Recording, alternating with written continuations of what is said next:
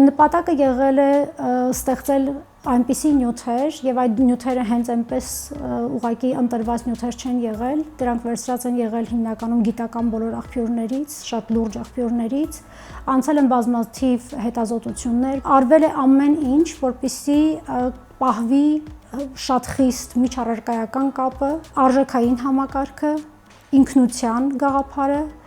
ու կարծում եմ, որ այս դասագիրքը հենց նպատակը եղել է այն, որ աշակերտը շատ մեծ սիրով եւ հաճույքով աշխատի դրանով։ Բացի արդիական թեմաներից, այն նաեւ շատ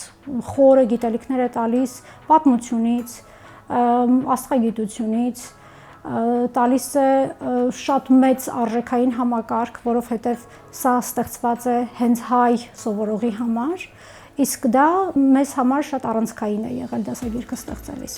Սկսում ենք մնացորդային գիտելիքը ստուգելուց, այսինքն հարցադրումներ են տրվում կոնկրետ, ստուգվում է գիտելիքը, այնուհետև անցում ենք կատարում դեպի նոր գիտելիք տալուն,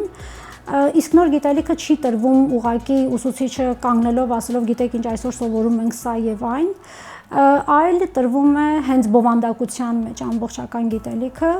այսինքն աշակերտը հենց ինքը կարող է կարդալ եւ ծանոթանալ, տեսակին, ինչ է ինքը ուսումնասիրելու, լինի դա չգիտեմ, լեզվական ինչ-որ մի տարր, լինի դա քերականական ինչ-որ մի մաս,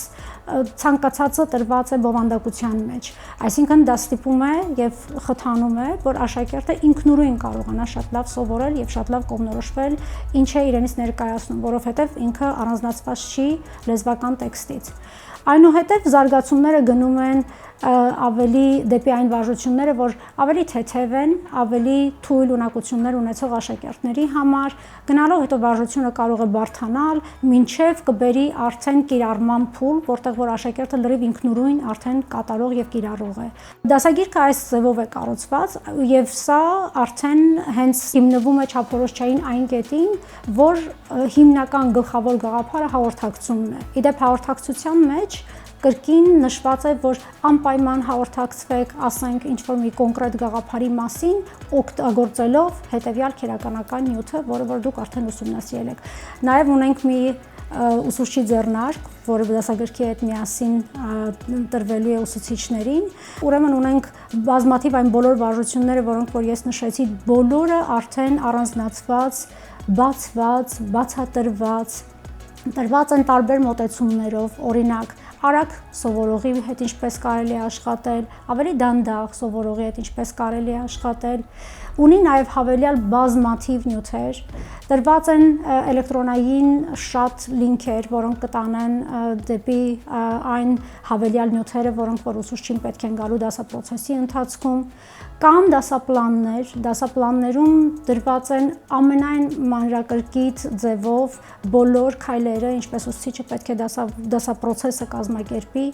եւ տրված են բոլոր տարբերակված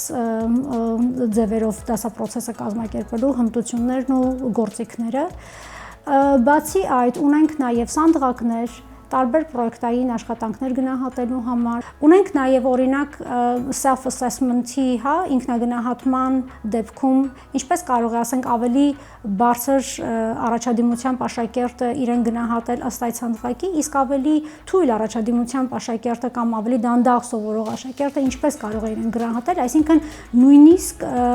ինքնագնահատման սանդղակների տարբերակված տարբերակներ են տրված ուսուցչի ձեռնարկում։ Ինչու ընտրել մեր դասագիրքը, KOAF-ի դասագիրքը, որովհետև ուսուցչի համար հասանելի է, ուսուցչին ուղղորդող, աշակերտի համար հասանելի է, ինքնուրույն սովորելու համար, նյութերը արդիական են, դասագիրքը գեղեցիկ կազմությամբ է, բաժինները գունավոր, հաճելի, գրավիչ, համապատասխանեցված են գրեթե բոլոր միջազգային դասագրքերին։